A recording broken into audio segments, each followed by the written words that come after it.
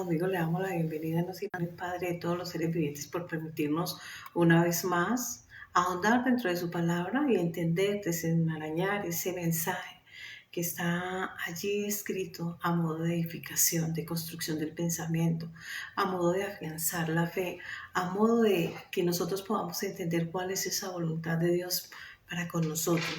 El tema que vamos a ver hoy lo encontramos en la cita base, Mateo 13, del 24 al 30, reza lo siguiente. Jesús les contó una parábola. ¿A quién? A los discípulos y a los apóstoles. Los apóstoles, esos 12 hombres de confianza con que inicia el ministerio y representan a toda la humanidad, y aquellos que se iban aunando cada vez que estaba él hablando, desentrañando, mostrando, revelando el sentido de la palabra. Él estaba mostrando cuál era esa esencia de todo lo que él estaba hablando. Tati, buenas tardes, bienvenida. Nosotros vemos y dice lo siguiente en el ítem. Jesús les contó otra parábola. Encontramos el término parábola. Dice en Marcos 4:34 y Mateo 13:34 que sin parábolas él no les hablaba. Parábolas, proverbios, enigmas, misterios, son lo que encierran este término. Entonces vamos a ver esas alegorías y aquellas figuras literarias que Cristo usa a modo de que las personas puedan entender más fácil. Recuerden ustedes que las personas de esa época trabajaban en el campo. La mayoría de ellos trabajaban en el campo, por lo cual cada término que él usaba lo comprendían fácilmente, porque estaba dado al lenguaje de ellos. Tenían que esforzarse un poquito para poder comprender el sentido, es decir, lo que estaba detrás, al sustanciarlo, aquella moraleja, diríamos nosotros en términos actuales, que hay detrás de cada enseñanza, al uso coetáneo de cada palabra. Ahora bien, dice lo siguiente.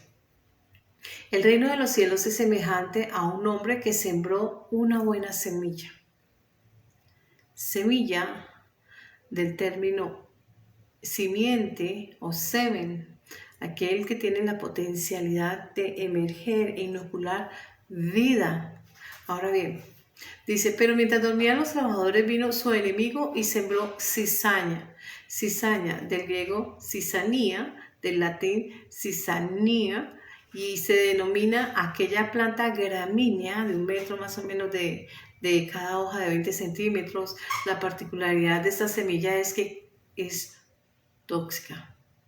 Es una semilla, una gramínea tóxica. Y la otra particularidad que tiene esta planta es que siempre va a emerger al lado del trigo. El trigo representa al creyente que está sembrado en buena tierra, que está produciendo al 100% en cada cosecha. Aquel que ha sido instruido, formado, que no es tóxico, sino que es sano. Es decir, el Señor ha hecho ese proceso de sanidad en su interior, ha hecho ese proceso de sanidad en cuanto a su manera de pensar, de manera de sentir, y por lo cual lo vamos a ver reflejado en la manera de hablar y las acciones de cada uno de los hombres que tienen ese grado de fe, que han dado ese paso de fe y que se han madurado a través del conocimiento de la palabra. Ahora bien, y dice acá, y vino su enemigo y sembró cizaña entre el trigo. Ahora vamos a mirar el Mateo del mismo 13, pero en el verso 37 al 43, donde él va a dar hermenéutica de aquello que está enseñando. ¿Y qué les dice? A todos, no.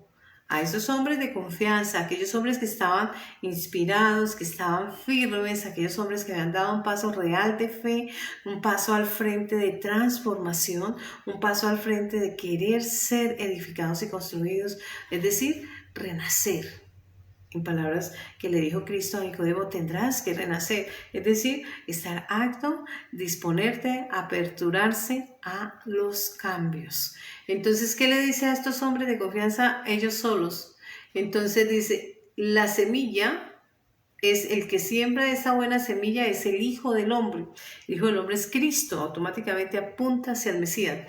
Y el campo es el mundo, es el hombre o la mujer que va a dar un paso de fe, que no era creyente, no le creía a Cristo, pero que en el momento en que se dispone a escuchar y abre su corazón, abre su pensamiento a entender esos grandes misterios, a entender aquellas grandes enseñanzas de boca y de voz viva del autor, está interpretando, entonces ellos empiezan a disponerse y automáticamente se inocula esa palabra como, y hace un símil y una alegoría como cuando nosotros introducimos una semilla en el núcleo o en el útero o en el centro de la tierra para que ella, aunque es prolija, aunque es sencilla, aunque es algo pequeño, siempre se siembra desnudo para que muera limpia, para que luego ella emerja a la búsqueda de la luz, siendo la luz, dijo por ahí Cristo, dijo yo soy la luz del mundo.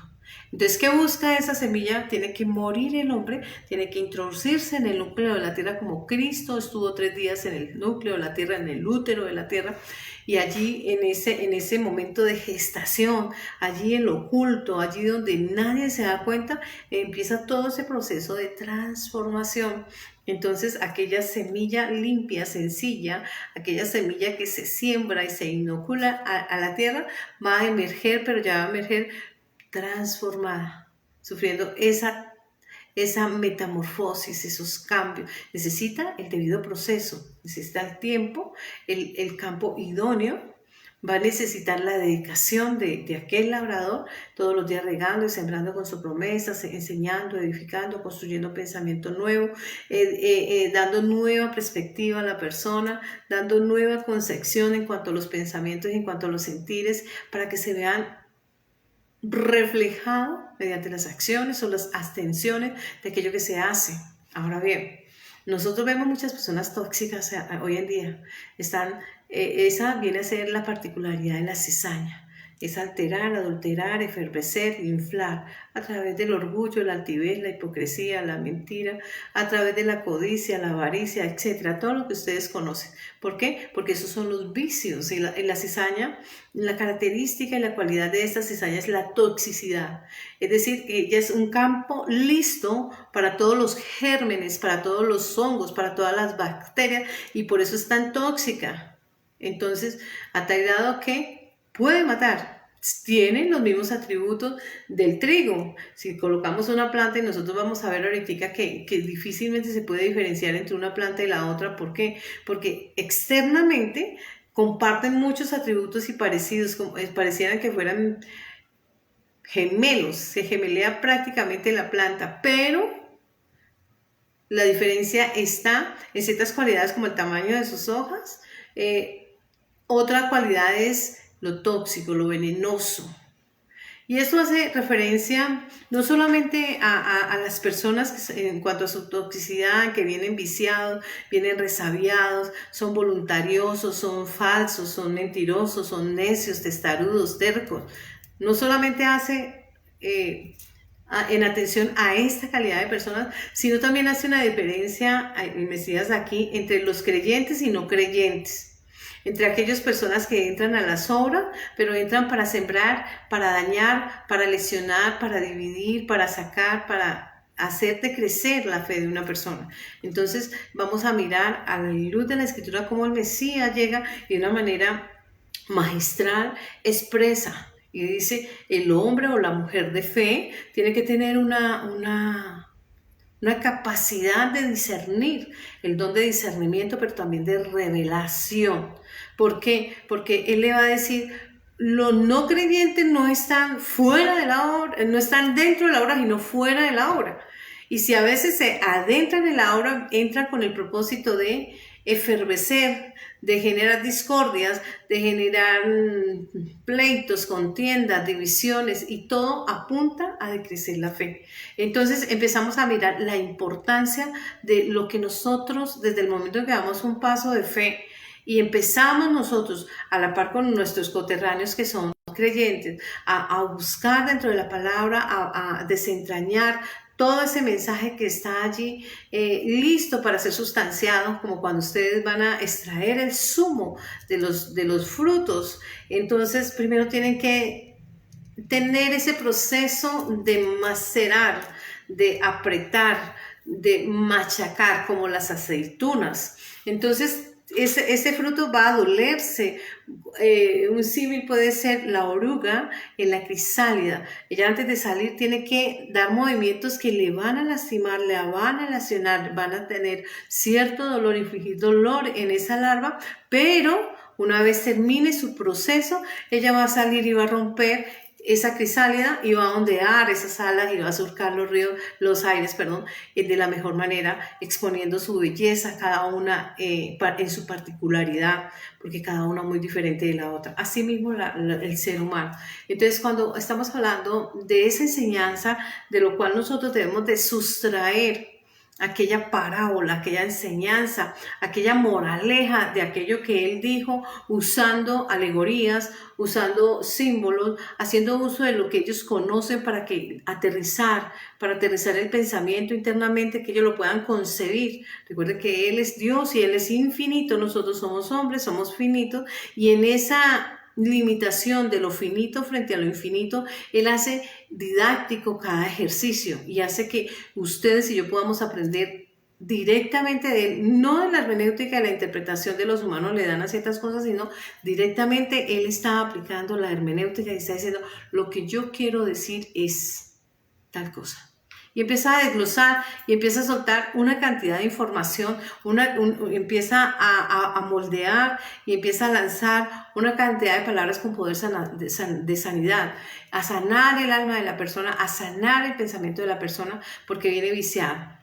Yo siempre les he hablado, porque es una manera como un símil de decirles, es como aquel vestido negro que cuando vamos pasando todo se nos va adhiriendo cualquier mugrecito y entonces cuando menos miramos hay mucha suciedad en nuestro vestido.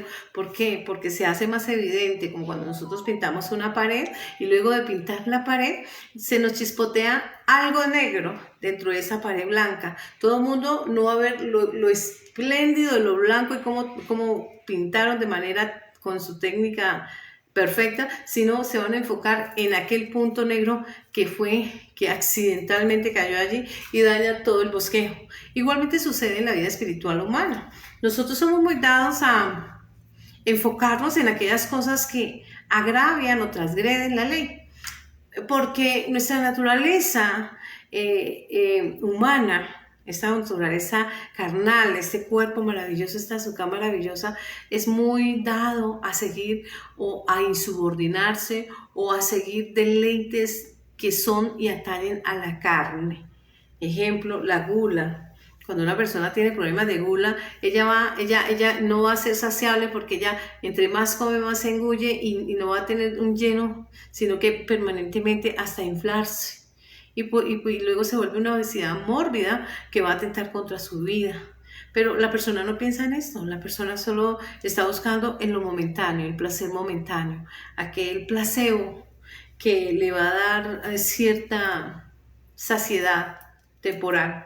Nosotros tenemos que aprender que cuando Cristo dice, ese sembrador es Jesucristo, el Mesías, ese sembrador de esa palabra, porque Él tiene el poder de revelar ese sentido de lo que se dijo a través de los profetas, a través de la revelación que da y otorga el Espíritu Santo.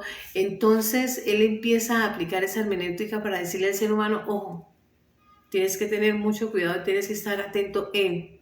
Y ahí empezamos nosotros a mirar. Seguido dice, el campo es el mundo. ¿Cuál es el mundo? Pues todo lo terrenal, todo aquello que es susceptible a palpar, a evidenciar a través de la vista, el oído, etc. Esa evidencia es el mundo. ¿Y quiénes están en este mundo? Pues nosotros los que estamos en esta subcat terrenal.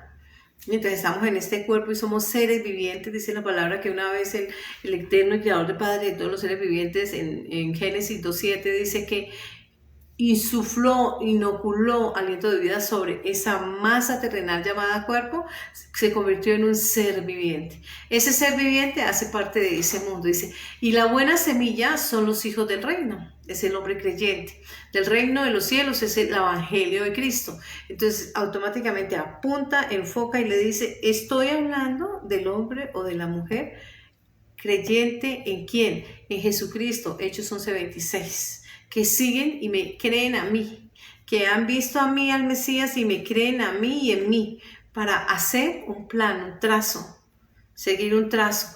Y al seguir ese trazo y ustedes hacer la lectura de su vida en esa trazabilidad que ustedes hacen de toda su vida, van a ver que son cristianos o no cristianos, porque cada paso que uno da en la vida, cada acción tiene una reacción, cada efecto es el resultado de una causa. Entonces, ¿nosotros qué hacemos?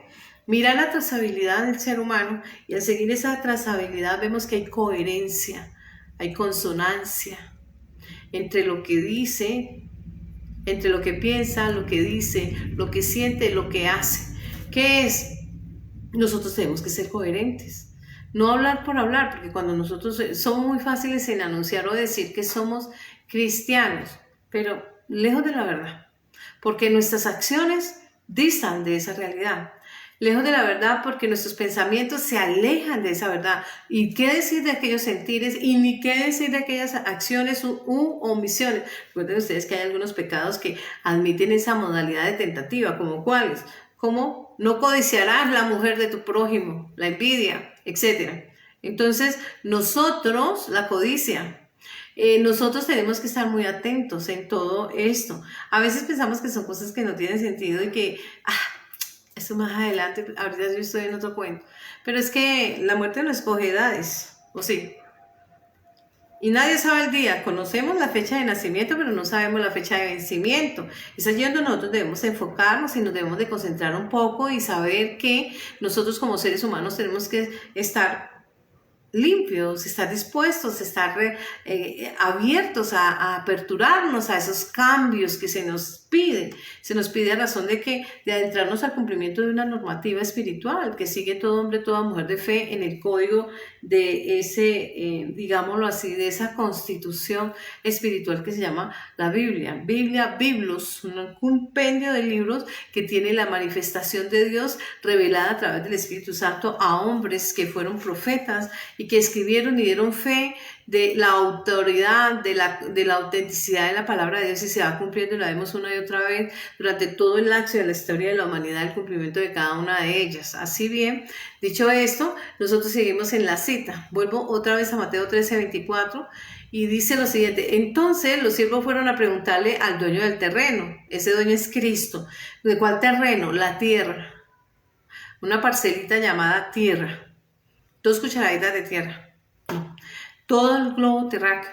Nosotros pues tenemos que ver que el dueño le dijo: esto lo ha hecho un enemigo, apuntando al adversario, enemigo, antagónico, Satanás, diablo, esos son sinónimos. Ahora bien, los siervos de ese campo donde él inoculó el evangelio, inoculó la palabra, la información.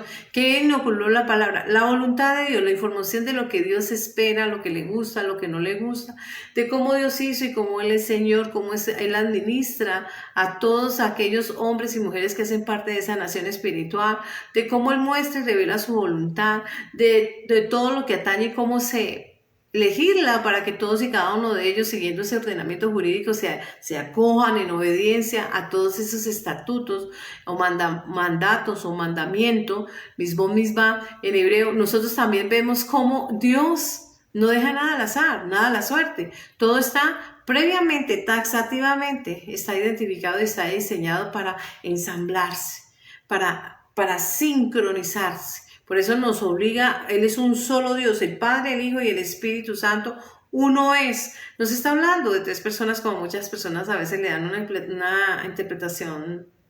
Es un símil a decir todo el océano o todos los mares que hay en el globo terráqueo y sacamos una pequeña gota de ese océano, siendo esa gota mi Cristo que se despoja de toda esa deidad y luego vuelve otra vez, muere y vuelve otra vez y retorna y se ensambla como unísono, una sinfonía, una sola sinfonía, algo que es unísono, se incorpora y magistralmente se ensambla. Ahora bien, dicho esto, dice: y la cizaña son los hijos del malo.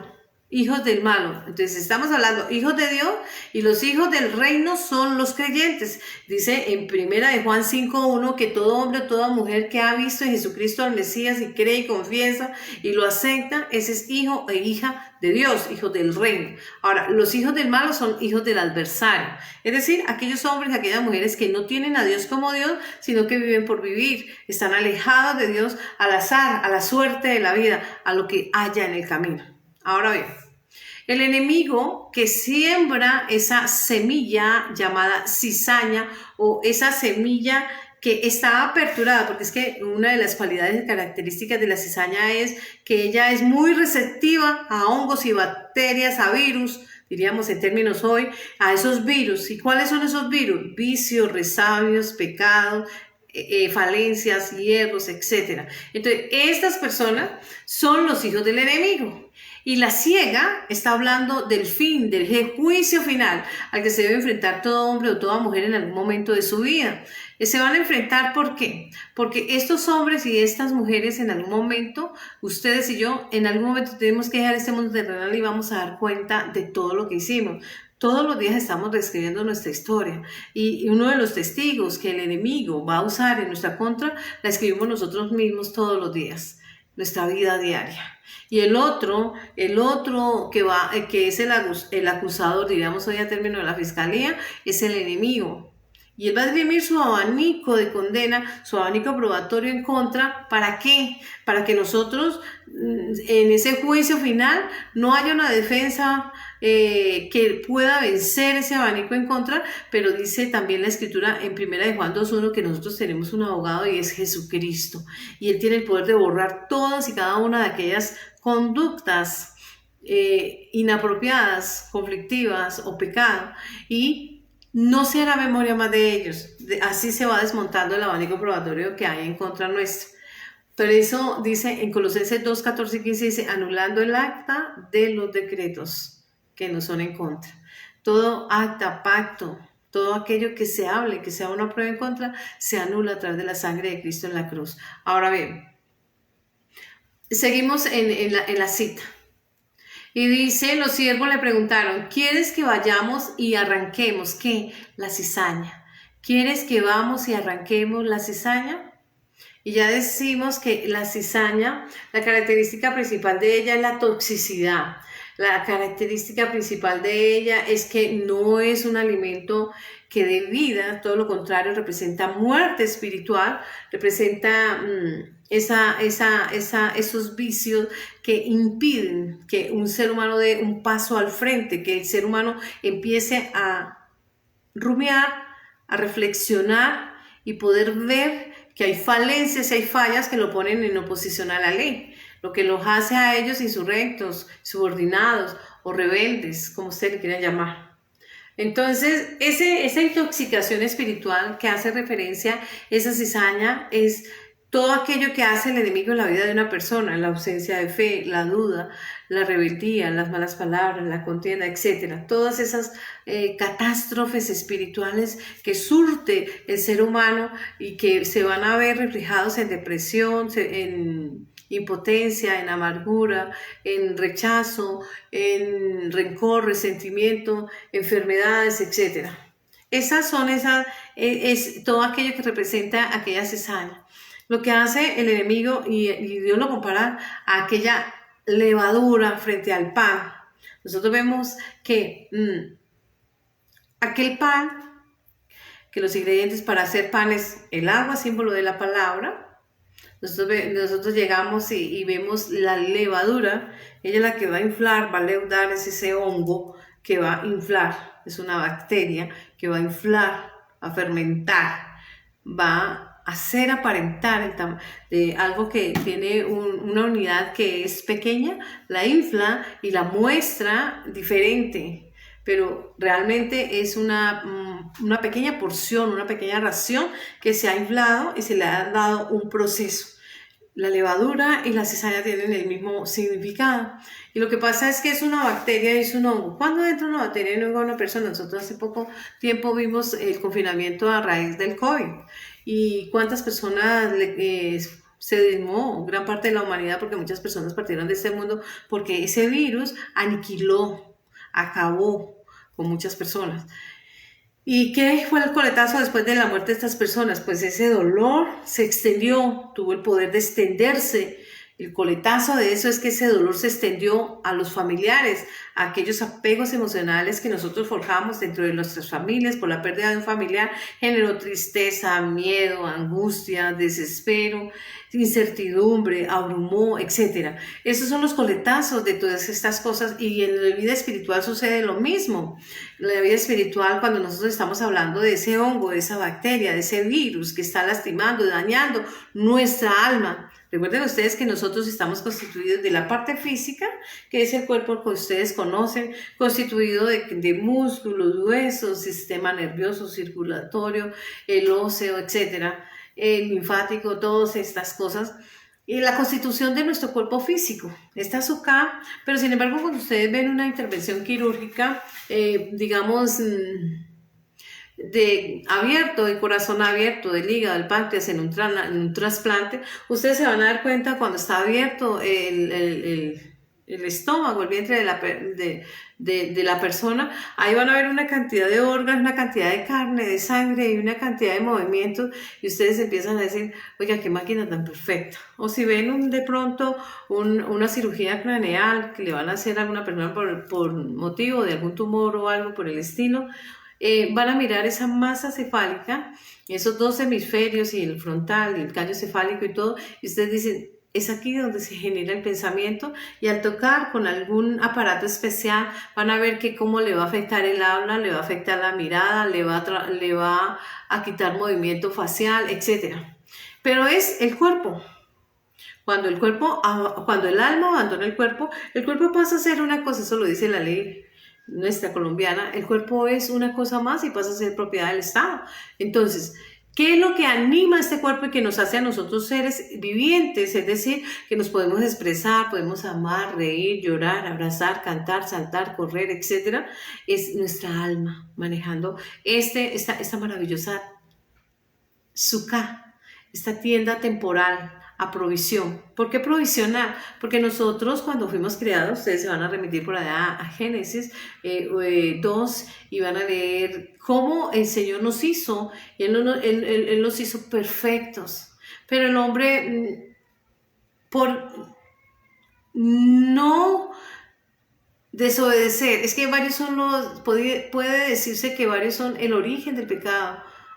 ¿Cuál es? Una, la desobediencia, la otra, la insubordinación, la tercera es la codicia, querer ser Dios, la cuarta es escuchar una voz extranjera que es idolatría, es ser egoísta, porque no pensó sino en el momento, y la ambición. Son un abanico de muchas conductas que representan ese árbol, ese fruto del mal y del bien, y es allí donde ingiere la ingesta de esto que se da la cantidad y el cúmulo de pecados, porque es la consecuencia de estos iniciales para que se van viendo el progreso y se ve también en la persona cuando ella va creciendo, ella va mutando, ella va creciendo en los casos de la maldad. Ella va subiendo de maldad, va subiendo de grados y se van desquiciando y se van desbocando. Ese es el poder de la maldad en un ser humano. Nosotros vemos como nuestro Señor Jesucristo de una manera magistral nos enseña a ustedes y a mí, nos enseña a ver cómo Dios llega y nos compara como ese campo, ese lugar, ese terreno donde Él va a inocular. ¿Qué semilla? Un pequeño grano de mostaza, nosotros lo vamos a dejar en el mismo 13, como él habla de ese grano de mostaza, una semilla ínfima, la más pequeña, muy parecida al cilantro, pero pequeña, prolija, limpia, muy bien diseñada, pero como esta se convierte al sufrir ese proceso, ese debido proceso del crecimiento y la maduración, desde el momento en que se gesta hasta el momento en que da el fruto, ese crecimiento exponencial que respeta tiempo, modo, lugar y espacio para que ella se convierta en un lugar, de ser algo ínfimo, en un lugar donde las aves, las bestias vienen a resguardarse bajo la cobertura, siendo ese árbol Cristo, y nosotros aquellas aves, aquellos animales que llegamos a la sombra de Él, al conocimiento de Él, al prohijamiento de Él, a donde Él ejerce esa soberanía sobre cada uno de nosotros. Ahora bien, dice la palabra, esto lo ha hecho el enemigo, y los siervos le preguntaron, ¿quieres que vayamos y la arranquemos? Es una respuesta, es una pregunta muy viable, porque pues si hay maleza, aquí se compara como maleza, ¿por qué? Porque es tóxica. El fruto obtenido de esta planta es la toxicidad, el veneno. Entonces le dice, quiere que la arranquemos porque pues está al lado del trigo, la va a ahogar. Porque los atributos que debe tomar una sola planta, pues ya van a haber dos tomando los mismos atributos en el mismo terreno. ¿Y qué responde el Mesías? Dice, no. Y automáticamente dice no, dice la razón por qué dice no. Vamos a leer textualmente. Y él le respondió, no, porque al arrancar, ese porque significa, la razón es que al arrancarla, pueden arrancar también el trigo al lado de la cizaña. ¿Qué quiere decir? Fácilmente a una persona que no tenga esa fe firme, esa madurez espiritual, ese tallaje espiritual en razón y en virtud a que entiende el Evangelio, que ha leído la palabra, ha entendido el sentido de la palabra, y como tal el resultado va a ser esa transformación, esa maduración y ese conocimiento que hay. Entonces le dice no, porque si arranca la cizaña, se puede arrancar el trigo.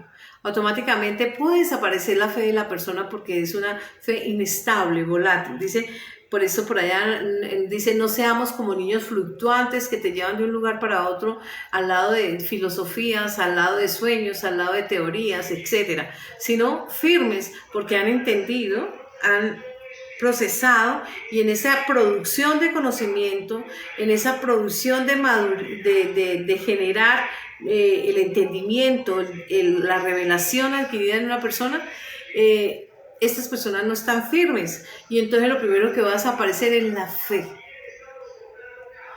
y empiezan a cojear, y cuando se cojea, en cualquier momento se pierde el equilibrio y se cae.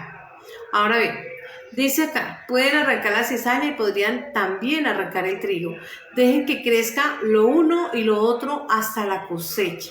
Esa cosecha es el tiempo del fin, el tiempo de maduración de la persona. Entonces le está pidiendo, deje que la persona madure su conceptualización, porque a veces no tenemos los conceptos claros, no los podemos representar en nuestra mente, por lo cual difícilmente podemos imaginar, y difícilmente podemos concebir, y difícilmente podemos nosotros llegar y ensamblar una pieza con la otra, como cuando estamos ensamblando un rompecabezas, y lo podemos hacer en debida forma, porque cada persona piensa distinto, no es una igual a la otra, sino que cada uno hace sus propios juicios de valor, cada uno hace sus juicios de conocimiento, y difícilmente le queda corto a la hora de entender. Entonces esa es la razón, esa es la motivación por la cual Cristo dice, no la arranque.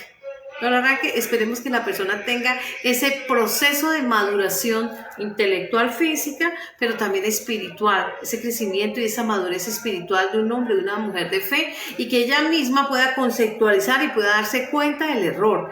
Eso es lo que está diciendo allí. Dejen que crezcan lo uno con lo otro hasta la cosecha, y cuando llegue el momento de cosechar, el tiempo del fin, el momento de su hora de partir de este mundo terrenal a la siguiente etapa, entonces ahí habrá un juicio. Y dice, sepárenlo uno porque van a conocer el fruto, dice la palabra, por su fruto lo conoceré. Ambas espigas son parecidas, pero ¿cuál es la revelación de lo uno y el otro? El uno es tóxico, es nocivo, es dañino, es venenoso, le gusta pleitear, le gusta engendrar cizaña, discordia, división, le gusta lesionar, le gusta dañarse, es envidioso, es hablador, es murmurador, etc. Esas cosas es la cizaña. Ahora bien, volvemos y nos remitimos a Mateo 13, del 37 al 45, donde él está aplicando, el mismo legislador primario va a aplicar hermenéutica de lo que él dijo en Mateo 13, del 24 al 30. En el Mateo 13, del 37 al 43, muestra cómo él está hablando de la revelación. Va a motivar y va a decir el sentido. Entonces dice, respondiendo le digo, el que siembra unos versos anteriores dice que él despidió a la gente porque a las personas que le dio en lo genérico, en el discurso general, donde estaban discípulos y apóstoles, él les dio y les dijo eso que yo les acabo de leer. Ahora los discípulos lo llamaron solo y le dijo, ¿por qué hablas en parábolas? Y empieza él a citar a Isaías y le dice que sin palabras no les hablaba para que le costara entender, para que la persona se dedicara y buscara y se interesara en aprender, en investigar dentro de la palabra y se aperturara en el proceso de la curiosidad, en el proceso de estar entendiendo y sabiendo qué busca, pueda entender, hizo el proceso debido de maduración, va a poder entender y va a poder automáticamente aclarar sus conceptos. Eso es lo que está diciendo. Y entonces a esos hombres de confianza que son los 12, les está enseñando y les va a revelar la motivación de lo que dijo. Dice, respondiendo, el que siembra la buena semilla es el Hijo del Hombre. A la luz de la Escritura, el Hijo del Hombre es Cristo y Él está hablando ahí. El campo es el mundo, la buena semilla son los hijos del reino, la cizaña son los hijos del malo, el enemigo que las sembró es el diablo, adversario, antagónico, etc. La siega es el fin del siglo, la culminación de la vida humana. Las cizañas son los hijos del malo y dice, y los segadores son los ángeles. Los ángeles, en una de las funciones de lo que ellos tienen en el tiempo del fin, es esa, estar allí para cegar, va a apartar lo bueno de lo malo. De manera que como se arranca la cizaña y se quema en el fuego, así será el fin del siglo. Está hablando de un juicio. Ese juicio lo va a dirigir Dios. Y entonces ya vimos una parte, se los dije al comienzo de este discurso, es Satanás, sus séquitos, pero también el libro que nosotros estamos escribiendo diariamente, el libro de nuestros hechos, las acciones diarias que nosotros estamos reescribiendo todos los días. Entonces dice que esto, dice, y enviará el Hijo del Hombre a sus ángeles, recogerán de su reino a todos los que sirven de tropiezo. Ahí ya tenemos la cizaña. ¿Cuál es el fin de aquellos hombres que son incrédulos? El fin es ser de tropiezo. ¿Para quién? Para el creyente. Estar atosigando, estar abrumando, estar torpedeando la obra de Dios. Y vemos nosotros como en el Evangelio del Señor está hablando que muchos entrarán con la intención a las iglesias, no porque hayan nacido, no porque hayan entendido, sino para generar discusiones, divisiones, para hacer que muchos caigan de la fe, para hacer piedra de tropiezo de las personas en cuanto a la fe. A estas personas Él las describe como la cizaña. Ahora bien, dice, a los que sirven de tropiezo y a los que hacen iniquidad, pecado, maldad, a los que han pecado, los echarán al horno de fuego. El horno de fuego hace referencia a cuando una persona sale vencida dentro de un juicio. Entonces, ¿cuál es ese horno de fuego? Está condenado a desaparecer y es a la segunda muerte que se habla en Apocalipsis 12:7. Nosotros tenemos que empezar a mirar esos términos que se usan a la luz de la Escritura, que a veces se interpretan de manera equivocada, pero él aquí está diciendo que hay un juicio, que hay un horno de fuego, es un horno de perdición, donde estas personas que no han hecho, que han estado alejadas de Dios y que fuera de que han estado alejadas de Dios, aunque llegaron a tener el conocimiento de la palabra, sirvieron de piedra de tropiezo para aquellos hombres o aquellas mujeres que dieron un paso al frente de fe con el ánimo o con el propósito o con la intención de hacer que ellos desistieran de la fe, volvieran atrás hacia el pecado y se alejaran de Dios, lo cual es sinónimo de hacer caer. Ahora bien, y dice que cuando estas personas les llegue ese enjuiciamiento, salgan vencidos de ese juicio, hayan perdido ese juicio porque las iniquidades y todas las pruebas en contra pudieron más, entonces ahí será el lloro y el crujir de dientes. Entonces los justos resplandecerán como el sol del reino de su Padre, los que tienen oídos oigan. Pareciera que redundara, pero está diciendo no, el hecho de que ustedes tengan oído y la audición bien, escuchen bien, ello no es sinónimo de que ustedes sean buen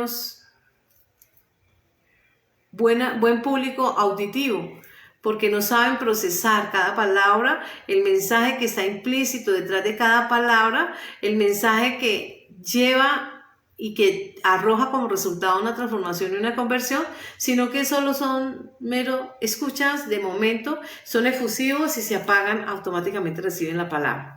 Ahora bien, el lloro y el crujir de dientes. Alguna vez me preguntaba yo y decía, ¿qué será lo que una persona puede mirar después de que haya despegado de este mundo terrenal, es decir, se haya apartado del cuerpo físico terrenal?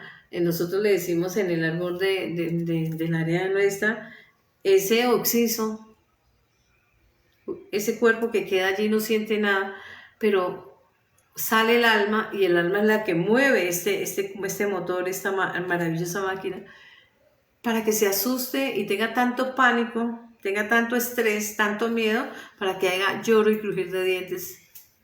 Debe ser terrible, Dios nos libre de una cosa de esas.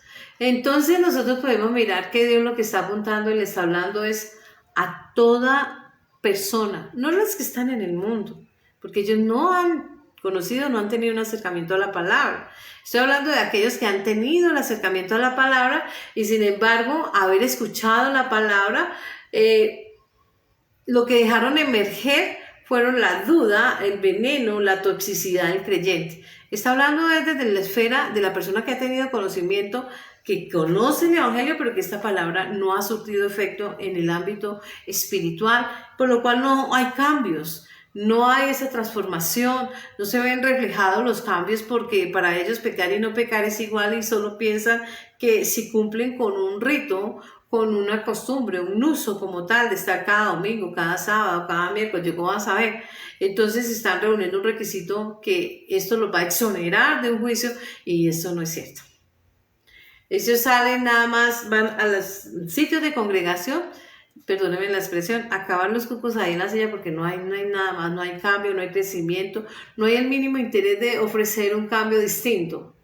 Nuestro Señor Jesucristo, a través de esta parábola de la cizaña, habla sobre quienes enseñan falsas enseñanzas, quienes están representados en cuanto a las acciones, como el mal accionar, el mal obrar, el obrar con intención de maldad. Está hablando de aquellos que contaminan con la toxicidad porque se van a murmurar, a criticar, a lesionar, a dañar la imagen de Dios. Esta es la cizaña de que se habla allí. Nosotros tenemos que ser aquellas personas muy cuidadosas cuando estamos hablando desde la esfera, porque esta es una ventana de fe cristiana, ese es nuestro don. Ahora bien, nosotros tenemos que saber que tenemos un enemigo y que ese enemigo no dice en Efesios 6:12 que nuestra batalla o nuestra pelea o nuestra guerra no es contra seres humanos, contra carne ni sangre, no es seres humanos contra seres humanos. Nuestra batalla es seres humanos o seres vivientes contra cosas espirituales que no conocen porque esa esfera es desconocida plenamente y pues el desconocimiento hace que flaqueen y que pierdan porque no se han preparado en esa órbita espiritual. Esa esfera espiritual para ellos es totalmente negada, vedada, no la comprenden, no la entienden y la consideran algo, a veces generan animosidad, falta de empatía, pereza y demás hacia las cosas espirituales a razón de que no las entienden. Esa es la razón. Por eso estos hombres le dicen, bueno, ¿qué hacemos con esto? Acá hay un problema, vamos a mirar soluciones. Y la solución es arrancarla. Yo le dice, no hay que arrancar.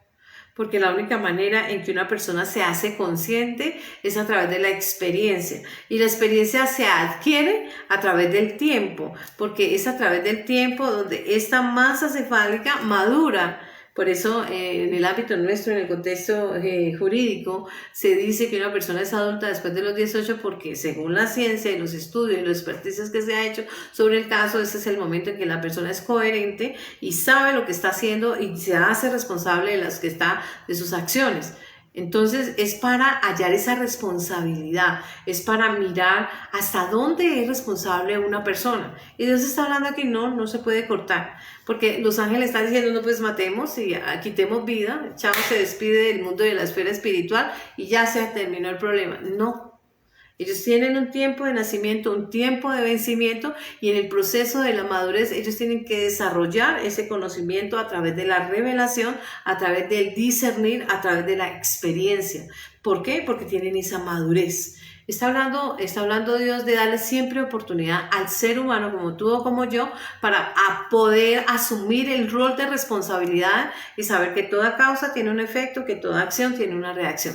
Y en ese orden de idea, cuando nosotros estamos hablando de la fe, estamos representados en el trigo, pero cuando estamos hablando de la cizaña, aunque hemos llegado al Evangelio, conocemos el Evangelio, no nos interesamos por él y decidimos rebeldizarnos y decidimos seguir una vida liviana, soterrada. Es decir, dentro de una congregación somos uno y soterradamente somos otro.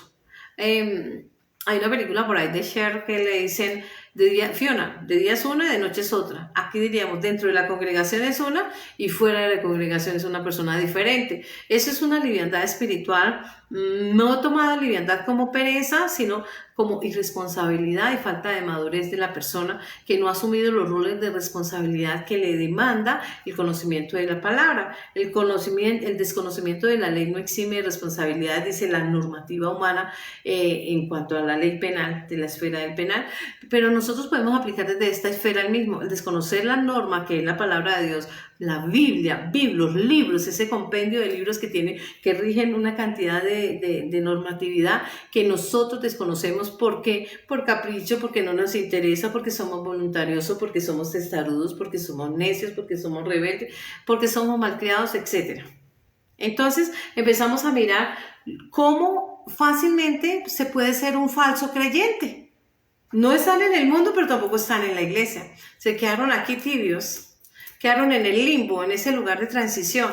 Y allí están, anestesiados, muertos en vida, no sé cómo le llamarán. Esos falsos creyentes con falsos mensajes es la cizaña que hace referencia a Cristo. Él dice, son falsos creyentes, tienen un falso mensaje, por lo cual te lo voy a representar desde la cizaña. ¿Por qué? Porque son tóxicos, nocivos, son venenosos, parecen culebritas, donde pasan van expeliendo veneno y mordiendo a Raimundo y a todo el mundo lo que se le atraviese por delante. Porque por eso cuando nosotros nos vamos a Génesis 3, una de las sentencias que se le da a la serpiente, le dice, te arrastrarás y comerás el polvo. ¿De qué fue hecho el hombre? Del polvo. Va a destruir muchas personas y toda persona que a su paso vea.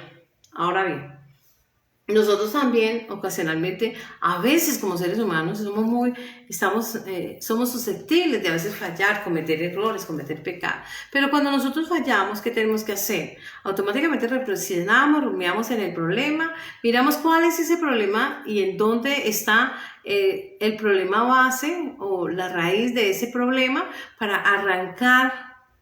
Apenas yo haya recapacitado, haya mirado qué es lo que está en falencia, me arrepiento de corazón y vuelvo y retomo. Si 7 veces cae el justo, 7 veces Dios lo levanta. Nosotros pues tenemos que aprender que el enemigo, él no va a dar tregua. Él siempre va a esgrimir toda una logística, una estrategia, buscando que el hombre decline de ese paso de fe, decline de esa profesar fe en Cristo y decida desistir de aquel misión o propósito el cual ha escogido y ha querido seguir. Nosotros vemos cómo nuestro Dios de una manera maravillosa hace uso pues de esta figura de parábola para explicar con sus propias palabras la verdad del Evangelio, para explicar a palabra humana lo que Dios quiere que nosotros aprendamos. Ahora bien, dice que él no hablaba nunca si no fueran con alegorías mientras estuviera en el público.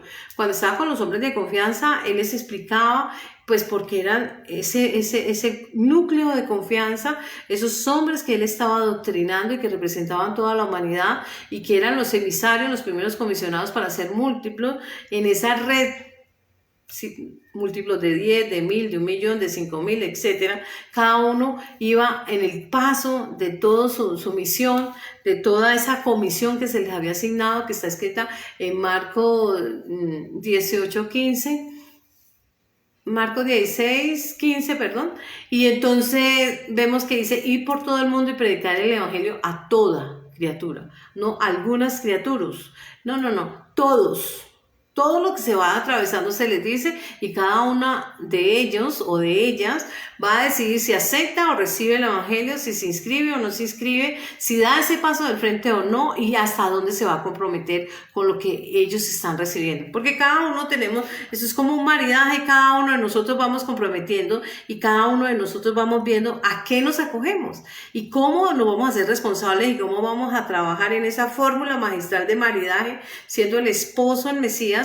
Isaías 54:8, el Señor tu Dios es tu marido, y en ese maridaje, nosotros en esa alianza o matrimonio, alianza, pacto o matrimonio con Él, nosotros vamos a comprometernos, en siendo ese güey, ese experto, aquel hombre experimentado, aquel ser experimentado que nos va a guiar en el trazo o en el calco del ejemplo, donde se puede seguir la trazabilidad de lo que Él hizo y nosotros recalcamos y trabajamos en ello y empezamos nosotros a mirar la importancia de ese testimonio. Así pues, nosotros vamos viendo cómo Dios no deja nada al azar. Él está preparando a hombres y a mujeres expertos, no hombres y mujeres que aparentamos una cosa y entonces en lo que aprendimos del mundo aquí lo vamos a desarrollar. No. Aquí histrionismo, aquí actor, aquí toda esa cosa no. Aquí Dios mira solo almas, Él mira solo pensares, sentires. Lo que nosotros, esta fachada que nosotros llamamos cuerpo y que hemos acostumbrado como Judas, besito aquí, besito acá, en Él no tiene ninguna validez porque dice que todo pensamiento, aún no ha llegado el pensamiento a mi mente, ya tú lo sabes, no ha llegado el sentimiento y ya tú lo sabes, pasa por ese triage. Entonces, cuando nosotros llegamos a Él, solo tenemos que llegar con la verdad porque Él es la verdad personificada. No van a haber infladura, endeudamientos, no van a haber cizañas porque todo eso queda el grano desnudo. Y Él va a saber qué persona es la que llega a Él y de qué manera llega. Por eso, de una manera magistral, nos muestra a nosotros la importancia de ser fructíferos, de no ser infructuosos, sino de todo lo contrario, empezar a desplegar todo ese conocimiento y empezarlo a inocular a modo de múltiplo en nuevas personas para que esa semilla que se inocula en cada ser humano haga lo suyo. No que nosotros lo hagamos, no, nosotros como seres humanos únicamente podemos trabajar y eso, nos quedamos cortos en trabajar en nuestras cualidades y defectos. En nosotros mismos, solo lanzamos, somos esa red que Dios usa, aquella herramienta que Dios usa para capturar, como cuando está el pescador y lanza su red. Él llega y él lanza objetivamente, indiscriminadamente, él lanza su red en un lugar apto que él considera a razón de su experiencia, a razón de su convicción y demás. Él lanza esa red, pero ¿qué pasa? Una vez se extrae, él lo que va a hacer es separar los peces pequeños para que ellos maduren y tengan el tiempo de crecimiento y tengan la medida exacta, y los va a devolver al agua y va a sacar solo los grandes, aquellos que han desarrollado mentalmente, aquellos que se han crecido, que han tenido la etapa de formación, la etapa de maduración, y van a ser múltiplos de otros. Es así como dice Cristo a esos hombres, le dice: yo os haré pescadores de hombres. ¿Por qué? Porque esa maravillosa red es el Evangelio, es ese pensamiento de Jesucristo revelado, demostrado y enseñado, es esa vida que muestra su trazabilidad en su ministerio que nosotros debemos de seguir y lo vamos a seguir en la mejor forma. Muchas veces nosotros nos volvemos personas nocivas y dañinas, a veces nos vinculamos a las diferentes obras y actuamos emocionalmente. Somos muy pasionales y a veces nos dejamos llevar por las emociones, pero no entendemos el Evangelio y difícilmente lo vamos a entender si no nos comprometemos. El matrimonio tiene un primer elemento que es el compromiso. El segundo elemento es la responsabilidad. El tercero es que cada uno hace lo suyo. El cuarto es que tienen un trabajo mancomunado. ¿Y cuál es el trabajo en la esfera espiritual? Leer la palabra, orar.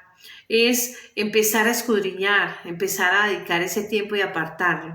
Es llevar a la praxis o a la práctica, llevar ese conocimiento. ¿Para qué? Para que vamos a cambiar esas conductas negativas, aquellas conductas inapropiadas, y la vamos a empezar a trabajar en ellas hasta generar un nuevo hábito, pero algo positivo. De aquello negativo lo cambiamos y lo cambiamos a positivo, y lo estamos trabajando todos los días hasta generar un hábito que va a hablar de nosotros y vamos a trabajar espontáneamente, no hipócritamente. No, vamos, como estamos trabajando todos los días en ello, entonces los cambios van a ser evidentes, van a ser reales y ciertos, porque ya fluyen.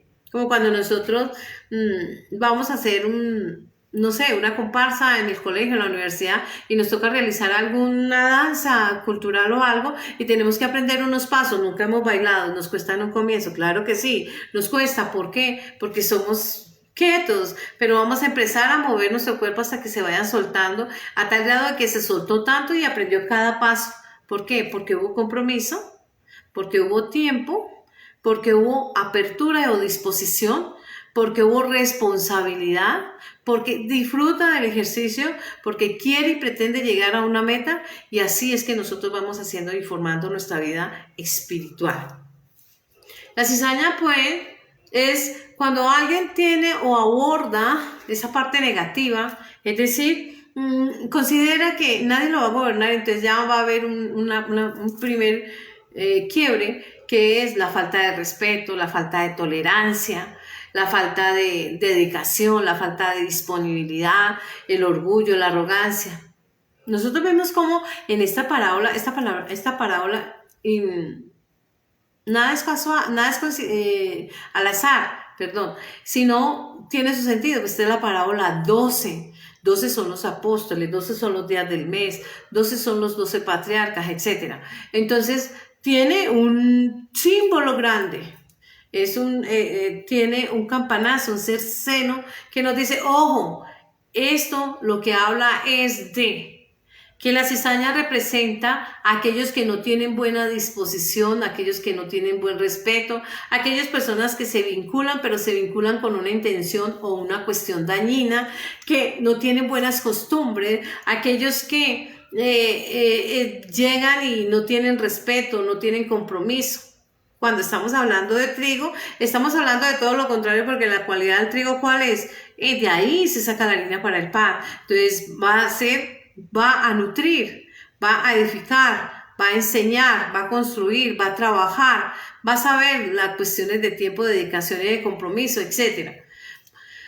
Vamos a 1 Corintios 15 y vamos a leer el verso 37 al 38. Se nos dice lo siguiente: y lo que siembras no es el cuerpo que nacerá, sino el grano desnudo.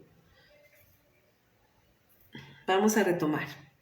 Se siembra el grano desnudo. Está hablando de la muerte del hombre, pero esta muerte es espiritual. Tiene que renunciar a todos estos deleites, morir es apartarse o alejarse de todo eso placentero, de todos esos placeos, de todo aquello que nos deleita, nos gusta, etc. Y tiene que morir para luego ese grano desnudo emerger, pero no va a emerger la semilla, va a emerger una plantuela. Esa plantuela es el resultado del desarrollo en cuestión y en atención al tiempo, a los cuidados, a la dedicación, al sol que es Cristo, al agua que es la palabra, a los abonos que es las enseñanzas de edificación y de construcción, y va a emerger una plantuela. Pero no se va a quedar una plantuela únicamente, ella va a necesitar, seguido del tiempo, el tiempo necesario, no es antes, no es después, sino en el momento, y se va a fortalecer, robustecer, y va a buscar el sol, y al buscar el sol va a cumplir su propósito hasta llegar a la meta, que es el fruto. Entonces dice, y lo que siembra, no siembras el cuerpo que nacerá, sino el grano desnudo, quizás de trigo o de alguna otra especie. La otra especie es la cizaña. Si no es blanco, es negro. Si no es bueno, es malo. No puede estar, dice en Apocalipsis que no se puede estar ni frío, o se está frío o se está caliente, pero no se puede estar tibio, perdón. Entonces nosotros vemos la importancia de saber tomar decisiones asertivas, de la manera de que si nosotros damos al frente, a razón de que le hemos creído no a la persona que es el parlante o el amplificador de la voz de Dios, porque la palabra de Dios es viva y eficaz, se hace evidente toda vez que un hombre o una mujer predica la palabra, ahí está viva la palabra y se oye en este mundo terrenal. Nosotros pues debemos saber que esa palabra que sale de ese parlante, de ese multiplicador o de ese amplificador de la voz de Dios, esa palabra tiene que arrojar un cambio, una transformación. Es decir, que genera en el receptor esa convicción y se recibe con el peso de convicción. Y convicción es fe. Fe es la certeza de lo que no se ve y la convicción de lo que se espera. Ejemplo, la cosecha. Yo siembro aquí un grano, pero sé que a un año, a 6 meses, a 8 meses voy a tener el fruto. El resultado de toda mi espera se va a ver evidenciado en una cosecha. Es así pues como nosotros empezamos a fortalecer la fe, pero a través de la convicción, a través de la certeza, a través de aquella paciencia, sé esperar los tiempos y también sé aprender lo que Dios me quiere decir. Ahora bien, hablar de arrancar esa cizaña o ese proceso de leudamiento, proceso de efervescencia, aquello que adultera y altera la realidad, porque nosotros vemos que es de una porción de harina que al colocar esa levadura, horas después ya va a estar inflada y son 2 o 3 veces el tamaño de esta, lo cual automáticamente altera el tamaño real de la masa inicial. Pero cuando estamos hablando del leudamiento de la palabra, es tergiversar, es cambiar el sentido de la palabra. En un estudio que ustedes tienen ahí al aire se habla de que la palabra se interpreta a sí misma. Ella misma aplica la hermenéutica, no necesitamos irnos no sé a dónde, sino ahí, a la palabra, y ahí ella misma, Dios está revelando cuál es el sentido y cuál es la voluntad y qué es lo que espera que nosotros hagamos en ella. Es así que nosotros tenemos que aprender que esos jornaleros que trabajan ese campo, jornal es un trabajo o destajo o una labor diaria en el campo, en este caso en un terreno de cultivo de cizaña o de trigo. Entonces estos hombres a quien se les delegó fueron personas que fueron aprendidas o fueron capturadas o fueron convocadas como jornaleros, obreros o trabajadores. Son todos hombres o mujeres de fe que han creído y han dado un paso a la palabra, se han comprometido. Cada uno de ellos conoce su labor. Cada uno de ellos sabe lo que va a hacer. Ahí no hay aprendices. Ahí llegan ellos a hacer lo suyo y cada uno conoce su función.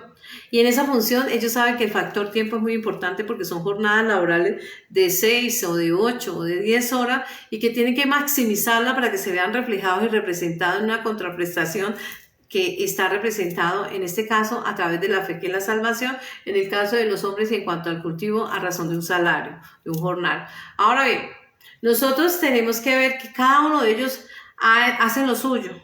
Estos hombres encargados de ser múltiplos y representar a Cristo en este mundo terrenal al ser aquellos voceadores, amplificadores de la voz de Dios o predicadores o pregoneros de la palabra como lo fue Juan el Bautista, lo que están llamando y haciendo un llamado a las personas es al arrepentimiento. Por eso Juan el Bautista fue pregonero o el telonero o el que dio a conocer o fue el que se preparó a las personas para recibir al Mesías.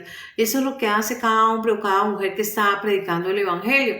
Nosotros pues no debemos consentir no debemos juzgar no debemos censurar en aquellos que apenas están ingresando.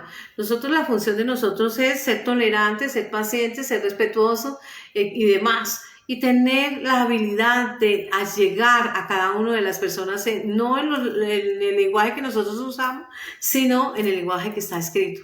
Porque lo que está escrito está allí. No nos inventamos nada, es lo que está en la palabra. No somos intérpretes de nada, es lo que allí está reposando y lo que allí está descansando. Es así como nosotros podemos matar toda esa cizaña. ¿Por qué? Porque hemos aprendido desde el término de la tolerancia, del término del respeto, a ejercer la habilidad de enseñar y ser pregoneros del Evangelio. Esta es la enseñanza de hoy, espero que sea y aporte en el conocimiento que ustedes diariamente, toda vez que se disponen a leer la palabra diariamente y aprender en ella. Ahora bien, vamos a orar para entregar ese servicio. Bendito Padre Celestial, amado Dios, amado Padre, en el nombre de nuestro Señor Jesucristo, te honramos, te glorificamos, te damos honor, gloria, adoración y alabanza por enviar el Mesías para que nos reconciliara, para que fuera ese reconciliador, ese puente de unidad entre los dos mundos, el mundo espiritual y el mundo terrenal, para reconciliarnos contigo, para hacernos volver como volvió ese hijo pródigo buscando a su padre, para buscar esa palabra como lo hizo aquella mujer que encendió la luz, Señor, que es Cristo, Padre, y no la escondió bajo el almud, sino que la publicó, la mostró, para que todos pudieran ver esa luz y puedan mirar el trasegar de su vida y puedan caer en cuenta de muchos errores que a veces, que estamos en automático, estamos desconcentrados o estamos por allá letargados o quizás estamos anestesiados o adormilados, Señor. Pero permite que toda persona que vea esta palabra hoy llegue, Señor, y como aquella mujer, María de Migdala o María Magdalena, la amiga tuya, hermana de Marta y de Lázaro, Señor, llegó y escogió allí inclinarse ante el único mejor lugar de privilegio para que el ser humano llore, se quebrante, se arrepienta y llegue y retorne al camino de la rectitud. Te damos gracias, Señor. Bendice los hogares, bendice las naciones. Bendice, Señor, a todo hombre, a toda mujer a quien llegue este mensaje. Escribe como lo hiciste en las tablas que le entregaste a Moisés, Señor. Escribe en las tablas de la mente de cada hombre, de cada mujer a quien llega este mensaje y atesora en el alfolí de su corazón para que allí pueda meditar en su palabra, Padre amado. Te lo agradecemos todo en Cristo Jesús, nuestro Señor. La gloria al Padre, al Hijo, al Espíritu Santo. Amén. Un abrazo para todos y un feliz domingo.